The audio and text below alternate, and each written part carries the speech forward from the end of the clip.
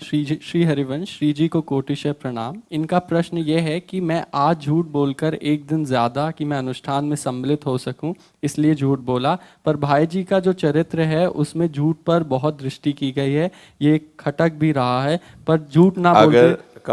अगर झूठ से झूठ छूट जाए तो वो झूठ झूठ ही नहीं होता, वो सत्य होता है। अगर हमें झूठ बोलकर वृंदावन आना पड़े, झूठ बोलकर भजन करना पड़े, झूठ बोलकर भगवान से प्रेम करना पड़े, तो बहुत भाग्य है ऐसे झूठ का। ऐसे झूठ को हम कभी नहीं छोड़ेंगे, पक्का। अब हम प्रेम में रो रहे हैं प्रभु से, प्रभु की तन्मयता में, और कोई पूछे आप ठाकुर जी के प्रेम में रो रहे हो, झूठ बोलना पड़ेगा? नहीं नहीं, हमारे अंदर कहाँ ऐसा भाव है। तो शरीर में पीड़ा थी या कुछ आंखों में परेशानी, बड़े बड़े सिद्धों को ये झूठ बोलते देखा है।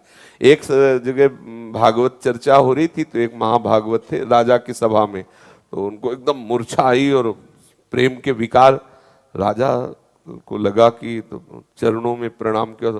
जब सुध आई तो देखा सब प्रणाम नमस्कार, तुरंत उन्होंने बात बदली, बोले महाराज ये कोई प्रेम की दशा नहीं, हमें मिर्गी आती है। राजा ने कहा अच्छा? बोले हाँ मेरे, वो हट गए, सब हट गए। तो अब देखो झूठ बोल गए ना, अपने प्रेम को छिपाने के लिए, भगवत भजन बढ़ाने के लिए जो झूठ बोला जाता है वो निषेध नहीं है। निषेध है किसी को ठगना, स्वार्थ बुद्धि से छल कपट करना, उसलिए झूठ बोल। अब जैसे कोई आपसे पूछे कि आप इतने माला जप करते हो, अरे भाई बात, तो उस समय हमारे इतनी सामर्थ्य कहाँ है।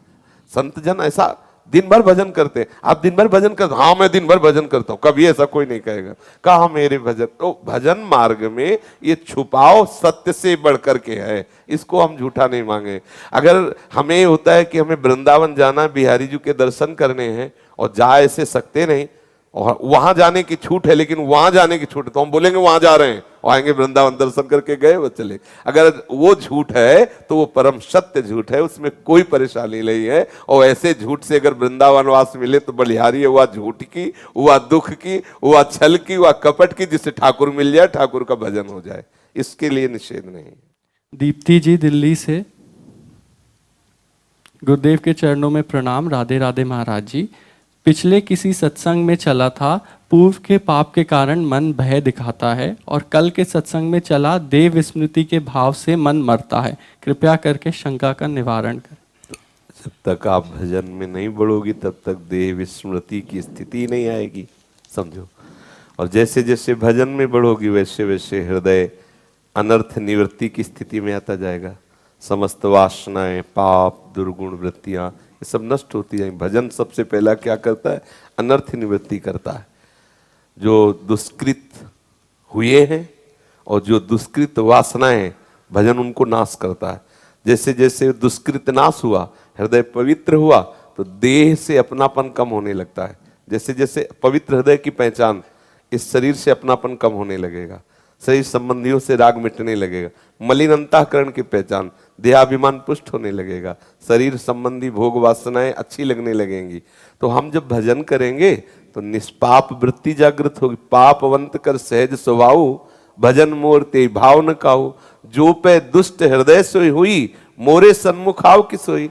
तो भजन का मतलब निष्पाप स्थिति। जैसे जैसे भजन बढ़ता जाएगा आप निष्पाप स्थिति में हो, और जहां निष्पाप स्थिति आई अर्थात अज्ञान निवृत्त हुआ, तो शरीर भाव अपने आप विस्मृत हो जाएगा। समझ पा रहे हैं आप? इसमें कोई संशय? माइक ले लीजिए। महाराज जी, जैसे मन ने पिछली बार बहुत डराया अकारण, 2-3 साल पहले, तो मन ये लगा कि कोई पाप हुआ होगा या क्या, क्यों डरा रहा है, समझ नहीं आया। लेकिन अब जैसे धामवास की निष्ठा बनती है और फिर मन डराता है। तो वही मन तो है, कोई अभी बदल गया क्या आपका मन? मन कोई निष्पाप तो नहीं हो गया ना। तो बस वो मन जिस दिन निष्पाप हो जाएगा तो सामने मृत्यु खड़ी होगी तो श्री कृष्ण नजर आएंगे। भगवान ने विभूतियों में वर्णन किया है कि सब हरण करने वालों में मैं सर्वश्रेष्ठ हरण करता मृत्यु। हो गई बात, मृत्यु भी मेरा श्री कृष्ण ही, अब भय क्या रहा। तो अब वो स्थिति आने के लिए मन को प्रभु में लगाना पड़ेगा, और ये लगने से भयभीत होता है। वृंदावन वास करना, निरंतर नाम जप करना, ब्रह्मचर्य रहना, साधन, ये सुनते ही वो कांप जाता है, अरे बाबा बहुत मुश्किल की बातें हैं। और कोई मुश्किल नहीं है, स्वाद नहीं मिला इधर का, इसलिए आपको लग रहा है। भोगों का स्वाद मिला इसलिए जितेंद्रियता की बात सुनते ही कांप जाते हो, राग में जी रहे इसलिए वैराग्य की बात सुनते ही कांप जाते हो। अगर वैराग्य का स्वाद मिल जाए फिर तो देखो आपको हंसी आएगी कि कहां फंसा था यार। आपको हंसी आएगी, अपने ऊपर हंसी, और दूसरों को वही बोलो। ये जो भाषा बोल रहे हैं केवल पढ़ी लिखी भाषा थोड़ी बोल रहे हैं, जी हुई भाषा बोल रहे हैं, जी हुई। केवल होता है कि पढ़ लिया भाई उपदेश कर, जिया है, ये जिया है, उसको देखा है, उसमें अंदर प्रवेश किया है, उसको समझा है, तब बोल रहे हैं। हंसी आती, कहां फंसा है यार, कहां फंसा है। बोले बड़ा मौज आ रहा है, बड़ा आनंद आ रहा है। कहा जहां बिल्कुल बूंद भरा आनंद नहीं है अभी। अब आपको इसलिए लग रहा है क्योंकि आपने इधर देखा नहीं। अगर इधर थोड़ा झांक पाओ, देखो धीरे धीरे धीरे धीरे आप इधर आ रहे हो। और ऐसा नहीं कि आपका मन राजी नहीं हो रहा। आप जितना भजन ले लिए, जितना उपासना ले ली, अब आप छोड़ना भी चाहो तो आपको जलन पैदा कर देगा मन। लेकिन नहीं भाई, 4 माला करता हूं, 4 माला से तो कम नहीं हो सकता। अगर 10 मिनट आप एकांत बैठने लगे, उस समय कोई आपको हटाना चाहे तो आपका मन आपको जलाने लगेगा कि नहीं हम ये और जिस दिन ये पूरा फंस गया उस दिन आप आनंद में डूब जाएंगे। इसलिए अभी कोई मन ठीक थोड़ी हो गया है, मन तो वही है, बीमार मन है, अभी ठीक नहीं हुआ। भले आप अस्पताल जाने की बात कर रहे हो, पर है तो बीमार ही ना। ये वृंदावन भवरोगियों का अस्पताल है, रसिकजन डॉक्टर हैं, उपासना औषधि है। तो संसार के भोगों को मानकर भयभीत हो रहा था तो गलत रास्ता था। आज जब सही रास्ते में आया है तब तो भयभीत होगा ही होगा, क्योंकि उसकी डॉक्टर ही होगी। वृंदावन धाम अखंड वास, विषयों का त्याग, प्रिया प्रीतम का मिलन, सुन के ही पिंडुरी कांप जाएगी। हमसे नहीं होने वाला, ये मन की चाल है। आप चल के तो देखिए, यही मन शेर हो जाएगा, यही मन दहाड़ेगा। स्त्री देह के कारण, तो स्त्री देह तो आप माने हुए, आपको स्त्री थोड़ी है। ऐसा नहीं सोचते हैं, बिल्कुल सोचना बंद करो। प्रीतम आपके साथ है, सर्व सामर्थ्यशाली भगवान आपके साथ है। भले आप वृंदावन वास न करें, आप घर में रह करके सर्व सामर्थ्यशाली बन सकती हैं। पूज्य राधा बाबा, बड़ा आनंद आया उनकी वाणी से। बाबा ने कहा, जब आनंदमयी माता सामने बैठती तो लगता सिंहनी पे सवार दुर्गा बैठी हुई है। आप स्त्री को कोई साधारण समझते हैं क्या? विदेशी अंग्रेजों के दांत खट्टे हो गए लक्ष्मीबाई आदि महावीर, इन वीरांगनाओं। स्त्री, शरीर स्त्री है तो अपने को ऐसे मान रहे हो, हिला के रख दे, कोई ऐसा ना समझे सब राज इन्हीं का है।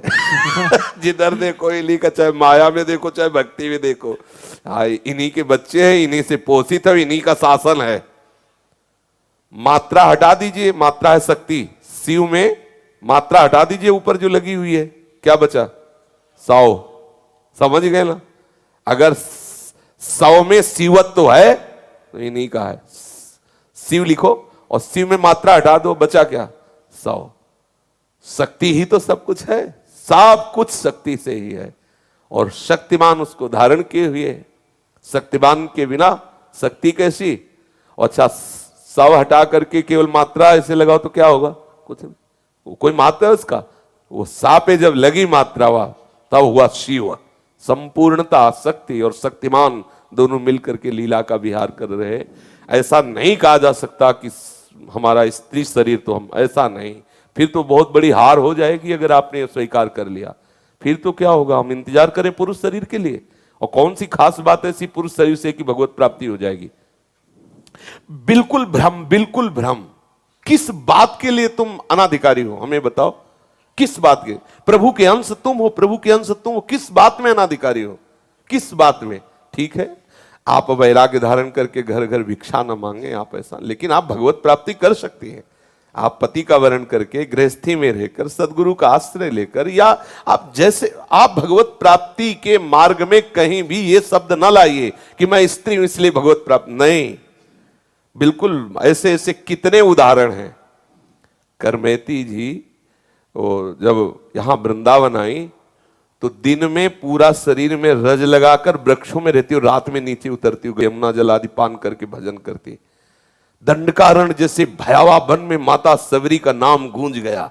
प्रकाश आज भी भक्तों के हृदय में सबरी नाम स्मरण करते ही होता। कितना दुलार राम जी का प्राप्त किया सबरी जी ने। बड़े बड़े योगी जन जिनका ध्यान करते हो जूठे बेर खा रहे हैं, आप विचार करके देख लीजिए। विदुरानी जी की प्रीति देख लीजिए, मीरा जी की प्रीति, गंगा यमुना बाई, कर्मठी बाई, श्री रत्नावती, एक यहाँ भाग मतलब भरमार है। और बड़े बड़े सभाओं में, ऐसा नहीं, अगर ज्ञानियों की सभा में देखो तो याज्ञवल्क्य आदि जैसे महापुरुषों की सभा में गार्गी जी का प्रवचन हो रहा है, गार्गी जी प्रश्न उत्तर कर रहे हैं। कोई ऐसा कहीं भी किसी भी क्षेत्र में ऐसा नहीं कहा गया कि स्त्री है तो नहीं। बड़े बड़े परमहंसों की सभा में भगवदाकार वृत्ति को, एक तो वो आता है योग वासिष्ठ में, शायद हमने पढ़ा, जनक जी के मन में प्रवेश कर गई, योगिनी थी, परम ज्ञानी, उनका हमें नाम स्मरण नहीं आ रहा, योग वासिष्ठ में आता है जनक जी के। तब उन्होंने कहा तुम यहां कैसे आ गए? बोले खाली मन योगियों का, ज्ञानियों का विश्राम स्थल होता है, और आपका मन खाली इसलिए मैं आ गई। योगिनी थी, कोई साधारण सब, जितनी भी सृष्टि में महामहिमा है सब दैवी शक्ति की, सब महामहिमा। इसलिए हम इस बात पे तो राजी नहीं, भगवान स्वयं आदेश करे, पुरुष नपुंसक नारी वा जीव चराचर कोय, सर्वभाव भज कपट तज मोहि परम प्रिय सोय। कहीं ऐसा भेदभाव देखो हमारे प्रभु में कि पुरुष है तो ज्यादा प्यार कर रहे हैं, स्त्री है तो प्रभु ने प्यार, ऐसा कहीं नहीं पाया गया। इसलिए पहली बात तो आप ये गलती मानिए कि मैं स्त्री हूं इसलिए आगे नहीं बढ़ सकती, ये बात हटाइए। जरूरी नहीं कि आप वैराग्य धारण करके बाहर, आप अंदर से राग रहित होकर भजन प्रभाव से, अरे पति के साथ रहते हुए भगवान को 6-6 महीने का बालक बना दिया। कोई योगी ऐसा हुआ है आज तक जैसा माता अनसुईया ने कर दिखाया? 6-6 महीने पूरे सृष्टि के विधान के ईश्वरों को पालने में झुला दिया। आश्चर्य के खोपड़ी खराब कर दी विधि के विधान की। आप सोचो कैसे विचित्र खेल इन दैवी शक्तियों का। धर्मराज की बुद्धि पूरे सृष्टि का निर्णायक विधान करने वाला, और सावित्री जी ने चक्कर में डाल दिया, उसको चक्कर में डाल दिया। इसलिए कभी ऐसी कमजोरी वाली बात तो स्वीकार ही ना करें। और दूसरी बात, ये पोशाक है, शरीर स्त्री शरीर, पुरुष शरीर पोशाक है, सच्चिदानंद तत्व दोनों में समान है। भगवत प्राप्ति करना परम लाभ है, परम लक्ष्य है, इसमें कोई भी बातें न की जाए, नहीं तो हम कमजोर हो जाते हैं। मृगनयनी शरण जी ग्वालियर से, श्री हरिवंश महाराज जी, ब्रह्म मुहूर्त क्या होता है और इस समय उठने से क्या क्या लाभ होते हैं? उठ के देखो तो पता चल जाएगा। 4 बजे से और 6 बजे तक का जो समय है ये भजन के लिए बहुत लाभदायक है।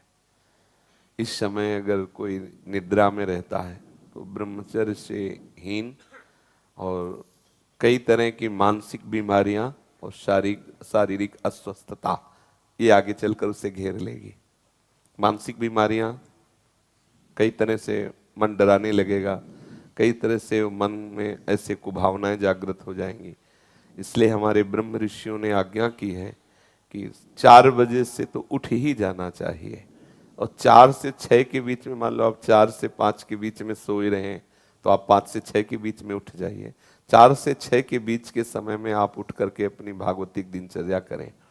भागवतिक दिनचर्या में जैसे अपने लोग राधा वल्लभी हैं तो प्रातः काल उठ करके अपने गुरुजनों का, रसिकों का सुमिरन करें, गुरु मंत्र का जप करें, फिर स्नान आदि करके श्री जी की मंगला, श्री जी को सुंदर पद सुनाना आदि, या अगर उस समय ऐसी भावना है तो 2 घंटे बैठ करके जप करें। मंगल बेला होती है प्रातः कालीन, उस समय शयन तो कभी नहीं करना चाहिए, किसी को भी नहीं करना चाहिए। वो अपने लिए परमार्थ और स्वार्थ दोनों की हानि करने वाला है। 4 से 6 के बीच में प्रायः सब वर्णन ही हुआ है कि तैसे उठे, जल पिए, व्यायाम करे, ऐसा करे, और अलग अलग इसका रोज उत्तर तो ठीक है नहीं। महाराज जी, मैं सुबह उठ जाऊंगा, मैंने सोच लिया कि अब मैं ना कल से उठूंगा। अच्छा। तो मैं 1 हफ्ता उठ लूंगा, फिर जैसे मेरे मन के अंदर आएगा ना, नहीं अब मैं ना उठने लग गया हूं, तो फिर अगले दिन है ना वो फिर पूरा ढेर हो जाऊंगा। नहीं, ऐसा नहीं, आपका दृढ़ नियम होना चाहिए। और नए बच्चे हो तो अलार्म वाला सिस्टम रख लो, वो जब बजे तो उठ के बैठ जाओ। इसमें आपको प्रयासरत रहना पड़ेगा, कुछ समय प्रयासरत रहिए, फिर आपका अभ्यास बन जाएगा कि आप उस समय सो ही नहीं सकते। जैसे अभ्यास बन जाए ना तो आप सो ही नहीं सकते, मतलब सो ही नहीं सकते, आपका शरीर राजी ही नहीं होगा बिस्तर में लेटना, वो राजी ही नहीं होगा। तो इसलिए नियम बनाओ और नियम पूर्वक चलो। जब आपको लगे कि आज हम नहीं उठ पाए तो उस दिन दंड स्वीकार करो, व्रत रह जाओ कि आज समय से उठे नहीं इसलिए आज भोजन नहीं, उपवास कर लो, ठीक है, तो ठीक हो जाओगे। जिस दिन 4 बजे जो भी आप नियम रखो, एक पक्का रखो, और जिस दिन प्रमादवश ना उठो उस दिन बस उपवास कर लो, एक बार थोड़ा फल पा लो, जो कुछ बस रहने दो। मनीराम ठीक होने लगेंगे। भैया अगर ऐसा हुआ तो फिर तो इसलिए वो सोचेगा घंटा भर की बात, जल्दी उठ जाओ तो चक्क पाले को मिलेगा। ठीक है, आप ऐसा करो।